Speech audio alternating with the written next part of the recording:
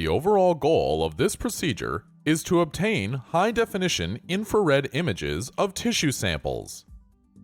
This is accomplished by first sectioning tissue samples onto infrared-compatible slides. The second step is to set up a high-definition imaging apparatus by installing the appropriate objectives.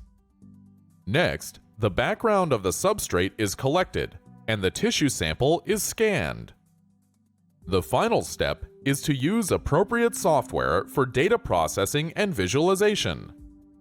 Ultimately, high-definition infrared imaging is used to visualize and obtain biochemical information from biological tissues in a non-perturbing fashion.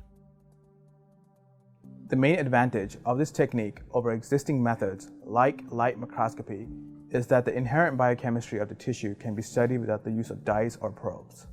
This method can help answer key questions in the field of pathology, such as predicting recurrence of diabetic nephropathy and classifying the progression of liver disease through hepatocarcinogenesis.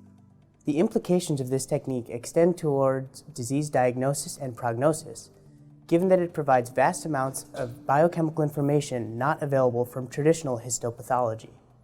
Though this method can be used for diagnosis, it can also be used to track the changes in the process of wound healing and identify key tissue features such as stem cells in the GI tract and the brain.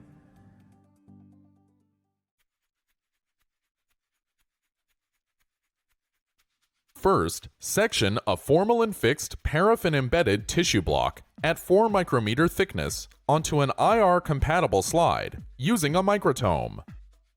Following this, purge the FT-IR microscope and spectrometer using